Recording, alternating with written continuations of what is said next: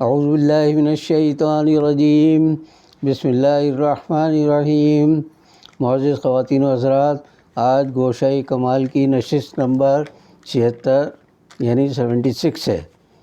ہمارا صحافت کا سفر ابھی جاری ہے۔ اس حوالے سے مختلف واقعات، حالات اور افراد زیر بحث آتے رہیں گے۔ آج کا میرا موضوع ہے اظہار مذمت کا گھٹیا انداز۔ میں نے کالم دوراہے پر جو شروع کیا تھا اس کی تاریخ ہے 29 اپریل 1980۔ یہ میرا باقاعدہ کالم تھا اور میں پہلے اپنی نشست میں بتا چکا ہوں کہ اس وقت میں واقعی دوراہے پر تھا۔ ایک طرف میری مرحومہ بیوی جو ہے وہ زندگی اور موت کے دوراہے پر تھی، اور دوسری طرف میں اس دوراہے پر تھا کہ ان کی وصیت کے مطابق دوسری شادی کروں یا نہ کروں۔ اللہ نے ان کو زندگی دی بعد میں، لیکن انہوں نے اپنی مرضی سے شادی کرائی۔ یہ واقعات میں بیان کر چکا ہوں۔ آج میں صرف دوراہے پر گفتگو کرنا چاہتا ہوں کہ جب میں نے یہ کالم شروع کیا تو اس وقت صلاح الدین صاحب مرحوم نے یہ کہا تھا کہ آپ کو 5 دن کالم لکھنا ہوگا۔ 2 دن طاہر مسعود صاحب کے ذمے ڈیوٹی لگائی گئی تھی، تو اس طرح میں سمجھ لیں ہفتے میں 5 دن کالم لکھتا رہا، اور 2 سال تک دوراہے پر کالم میرا جاری رہا۔ اور اس عرصے میں 5 دن کا اوسط اگر لگائیں ہفتے میں تو تقریباً مہینے کے 15 سے 20 کالم میں لکھتا تھا۔ یہ بڑی تعداد ہے لکھنے کی، اور میں اس قابل نہیں تھا، لیکن صلاح الدین صاحب کے حکم پر لکھتا رہا۔ میں نہ کوئی دعویٰ کرتا ہوں، نہ کوئی مجھے ذوق ہے اس بات کا کہ میں نے بہت اچھے کالم لکھے، لیکن 15-20 کالموں میں 2-4-6 کالم واقعی ایسے ہوتے تھے کہ لوگ ان کو پسند کرتے تھے۔ مجھے تو ظاہر ہے اپنی اولاد کی طرح کالم ہوتے تھے تو پسند ہی آتے تھے سب، اس لیے کہ محنت بھی کرتا تھا، سوچتا بھی رہتا تھا اس بارے میں۔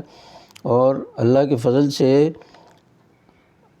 ان کالموں کا دوراہے پر ان پر مشتمل ایک کتاب آ چکی ہے، جبکہ دوسرے عنوانات سے میں نے جو مستقل چیزیں لکھی ان پر اب تک میری 8 کتابیں آ گئی ہیں، اور میرا اندازہ ہے کہ اگر میں مرتب کروں تو چیزیں جو اب تک پڑھی ہوئی ہیں تو 10 سے 12 کتابیں ابھی قابل اشاعت ہیں، اور ان میں مختلف موضوعات ہیں، خالی طنز و مزاح نہیں ہے، اس میں ادب، سیاست اور عالمی جاسوس تنظیمیں، شخصیات، کتابوں پر تبصرے اور نہ جانے کیا کیا چیزیں۔ تو یہ ساری چیزیں تقریباً 10-12 کتابیں بن سکتی ہیں، لیکن اب اس وقت تو میرے پاس نہ پیسہ ہے نہ وقت ہے، اس لیے چپ ہوں، لیکن تھوڑا تھوڑا کام ہمارے دوست جاری رکھے ہوئے ہیں۔ اب کالم نویسی کے سلسلے میں ایک بات عرض کر دوں کہ اس میں روزانہ کالم لکھنے والے کی ایک مجبوری بھی ہوتی ہے اور ایک ضرورت بھی، کہ وہ مختلف واقعات کو بیان کرے اور ان کو موجودہ حالات پر منطبق کرے، یا موجودہ حالات سے متعلق اگر کوئی لطیفہ ہے، کوئی دلچسپ واقعہ ہے، کوئی تاریخی قصہ ہے تو اسے بیان کرے۔ یہ ایک مجبوری ہے اور ضرورت بھی ہے کالم نویس کی۔ تو میں نے جب 2 سال کے بعد کالم بند کیا، وجہ تو مجھے آج یاد نہیں کہ میں نے کیوں بند کیا، لیکن کالم کے بند کرنے پر میرے ایک ساتھی، بہت مشہور، اب تو بہت بڑے دانشور سمجھے جاتے ہیں اور خود بھی سمجھتے ہیں اپنے آپ کو، تو انہوں نے مجھ پر پھبتی کستے ہوئے اپنا ایک کالم لکھا، ابو وسیم الوداع۔ یہاں پہلے تو یہ بتا دوں کہ وسیم میرے چھوٹے بیٹے کا نام ہے، اور میں ابو وسیم کے نام سے کالم لکھتا تھا۔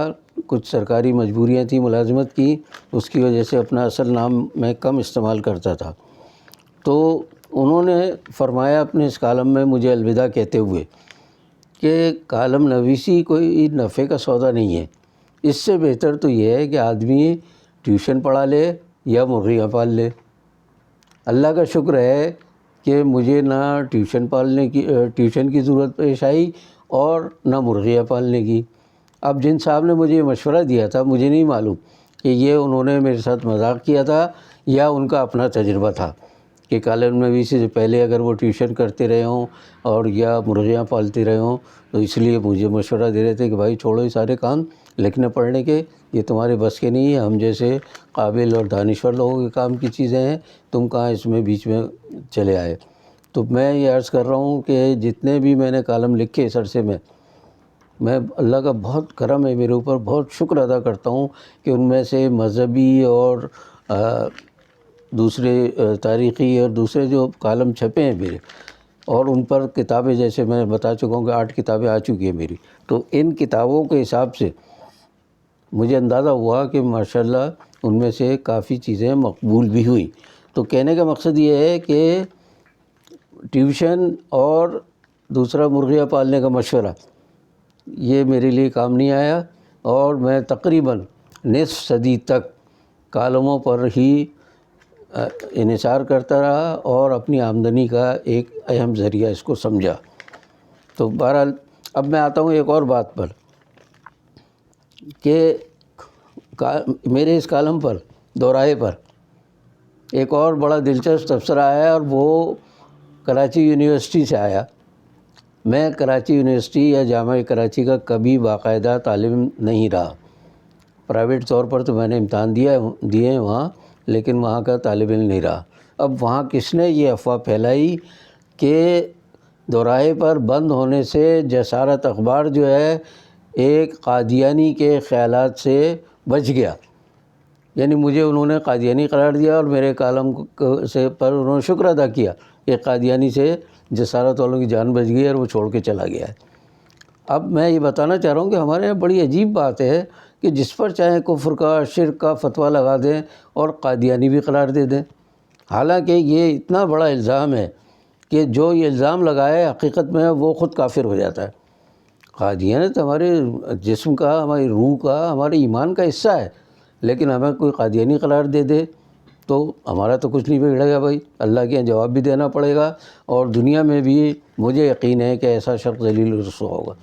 ایک اس حوالے سے ایک اور بات بتانا چاہ رہا ہوں، میں جس زمانے میں جسارت بند تھا تو جسارت میں کام کرنے والے ایک بڑے سینئر کارکن، بزرگ کارکن، عمر بھی زیادہ ان کی، وہ مجھے ملے ابن الحسن پرنٹنگ پریس پر۔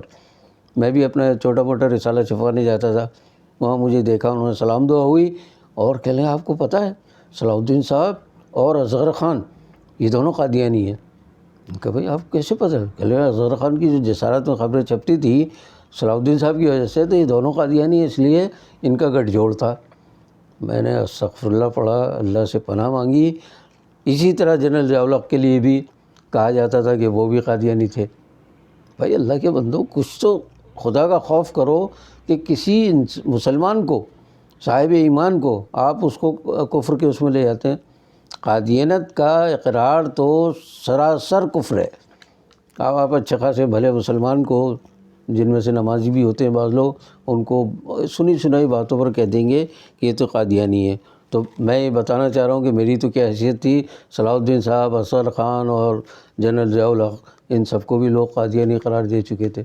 تو کہنے کا مقصد ہے کہ ذرا احتیاط کیا کریں، گھٹیا اپنی جو طرز فکر ہے اس پر ذرا قابو پائیں۔ کسی کے خلاف اگر کچھ کہنا ہے تو شائستہ طریقے ہیں، بڑے بنتے ہیں دانشور کے صاحب، ہم تو اتنے بڑے آدمی ہیں، ہم اتنے پڑھے لکھے ہیں، ہمارے معاشرے میں یہ مقام ہے، ہمارا فلاں جگہ یہ مقام ہے، علمی ادبی حلقوں میں ہماری تو بڑی آؤ بھگت ہوتی ہے۔